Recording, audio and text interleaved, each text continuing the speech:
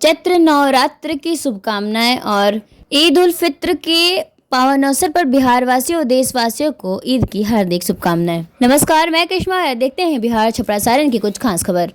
बिना डाइवर्स बनाए पुल तोड़ने से समस्या बढ़ी। चापाकल खराब होने से पानी के लिए तरस रहे हैं लोग। रामनवमी जुलूस की ड्रोन से की जाएगी निगरानी। शहरी इलाकों में मरम्मत के अभाव में आधा से अधिक चापाकल हुआ खराब। भूजल स्तर खिसक रहा है, विभाग का दावा। चापाकलों की मरम्मत की जा रही है। गैस एजेंसी की कार्यशैली से नाराजगी। वहीं मठ की भूमि अतिक्रमण करने पर कराई प्राथमिकी। दुर्घटना में घायल के इलाज के दौरान हुई मौत। मां अंबिका के दरबार में उमड़े भक्त की भीड़।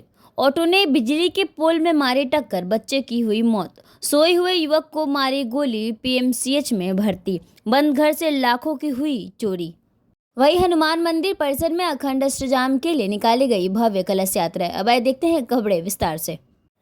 चैत्र नवरात्र के दूसरे दिन बुधवार को मां अंबिका भवानी के दरबार में आमे में भक्तों का जमावड़ा लगा और दोपहर तक मां अंबिका के इस मंदिर में श्रद्धालुओं का आना जाना लगा रहा। पाठ करने वाले श्रद्धालुओं के मंत्र व दर्शन करने वाले भक्तों के जयकारे से माहौल भक्तिमय होता नजर आया। हर किसी ने अपनी सुविधानुसार मंदिर में पहुंचकर मां अंबिका भवानी के विधिवत तरीके से पूजा अर्चना की और अपनी मन्नतों के पूर्ण होने की मन्नत मांगी। मंदिर के गर्भगृह के अंदर किसी को प्रवेश की इजाजत नहीं थी। ऐसे में हर किसी को गर्भगृह के बाहर से ही मां अंबिका के पिंड रूप का दर्शन करना पड़ा। मन्नत पूर्ण हुए यो श्रद्धालुओं ने चुनरी चढ़ाते हुए मां के प्रति अपनी कृतज्ञता व्यक्त की।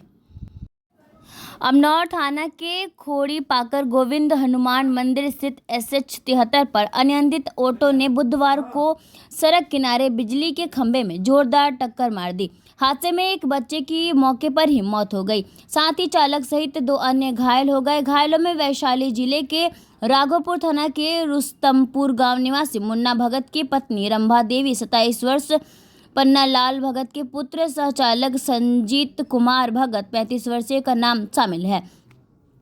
मृत बच्चा आयांश 5 वर्ष, घायल महिला रंभा देवी का पुत्र बताया गया है कि ऑटो चालक संजीत अपने भाई के पत्नी और बच्चों को लेकर अहले सुबह राघोपुर से मोढौरा के भावलपुर के लिए चला था। हनुमान मंदिर परिसर में अखंड अष्टजाम के लिए निकली गई भव्य कलश यात्रा। अमनौर प्रखंड के रायपुर बाजार स्थित हनुमान मंदिर परिसर में 24 घंटे के अखंड अष्टजाम को लेकर भव्य कलश यात्रा निकाली गई। कलश यात्रा यज्ञ स्थल से शुरू होकर रायपुर हाई स्कूल स्थित हनुमान मंदिर के समीप आचार्य पंडित अजय कुमार त्रिपाठी के वैदिक मंत्रोच्चार के बीच कलश में पवित्र गंगा जल की जलभरी की गई।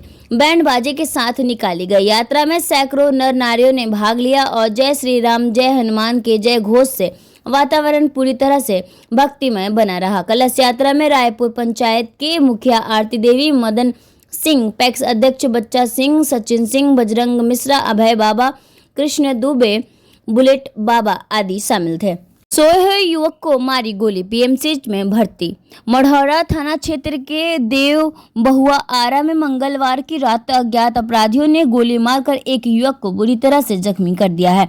उसे इलाज के लिए पीएमसीएच में भर्ती कराया गया है। जानकारी के मुताबिक उक्त देव बहु आरा निवासी भगवान सिंह का पुत्र प्रिंस कुमार सड़क किनारे अवस्थित अपने दरवाजे पर मंगलवार की रात खाना खाकर सो गया था। उसके बाद एक अपाची पर सवार 2 अपराधी वहां आए और उक्त युवक को निशाना बनाकर अंधाधुंध फायरिंग शुरू कर दिए। अपराधियों की गोली से प्रिंस के दाहिने पैर में लगी, जिससे वह बुरी तरह से जख्मी हो गया।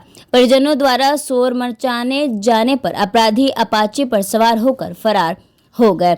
बाद में परिजन ग्रामीणों की मदद से उक्त जख्मी युवक को इलाज के लिए छपरा सदर अस्पताल लाए, जहां से चिकित्सकों ने प्राथमिक उपचार के बाद बेहतर इलाज के लिए उन्हें पटना पीएमसीएच रेफर कर दिया। इस घटना की जानकारी मिलने पर एसडीपीओ नरेश पासवान ने मोढौरा पुलिस के साथ घटनास्थल पर पहुंचकर मामले की जांच की। एसडीपीओ ने बताया कि इस मामले में पीड़ित के बयान पर अज्ञात हमलावरों के विरुद्ध एक प्राथमिकी दर्ज की गई है। 145 ग्राम गांजा के साथ तस्कर धराया, देसी शराब के साथ 2 गिरफ्तार। रसूलपुर थाना पुलिस ने अंतरसन गांव के समीप एक ऑटो पर ले जा रहे 150 लीटर देसी शराब के साथ मौके पर 2 लोगों को गिरफ्तार कर जेल भेज दिया। गिरफ्तार लोगों में छपरा के राहुल पासी वो सिवान जिला अंतर्गत दौरंदा थाना क्षेत्र के बगौर गांव निवासी मुकेश कुमार पासी बताया जाता है, जो कारोबार के लिए देसी शराब लेकर बगौरा जा रहा था। पुलिस ने शराब ढोने के कार्य में प्रयुक्त ऑटो को भी बरामद कर लिया है। बिना डायवर्जन बनाए पुल तोड़ने से समस्या बढ़ी। बनियापुर प्रखंड के धनगरा में बिना डायवर्जन बनाए पुल तोड़ने से लोगों की समस्या बढ़ गई है। दर्जनों गांव के लोगों का संपर्क प्रखंड मुख्यालय से टूट गया है। लोगों को आवश्यक कार्य के लिए रास्ता बदल अस्पताल व प्रखंड मुख्यालय जाना पड़ रहा है। स्थानीय लोगों की शिकायत है कि सड़क निर्माण के दौरान जर्जर ब्रिटिशकालीन पुलिया तोड़ तो दिया गया, डायवर्जन नहीं बनाया गया। इसके नाम पर खाना पूर्ति कर दी गई है। वहीं टूटी पुलिया ने दोनों तरफ से बोर्ड लगाए जाने की जरूरत है। स्थानीय अरुण महतो, दिलीप ओझा व शिवनारायण सिंह समेत कई लोगों ने बताया कि भकुरा भिट्टी दाढ़ी बाढ़ी सड़क का निर्माण आवश्यक था। इस सड़क पर ब्रिटिशकालीन पुल जर्जर स्थिति में था। पुल निर्माण आम लोगों के चिरप्रतीक्षित मांग थी। चांद दिखने की हो गई है तस्दीक। ईद आज चांद रात को शहर के बाजारों में खरीदारी की उमड़ी भीड़।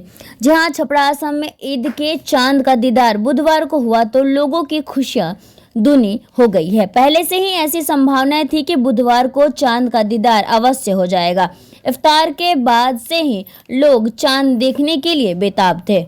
शाम ढलते ही शहर सहित गांव के लोगों को चांद दिखा।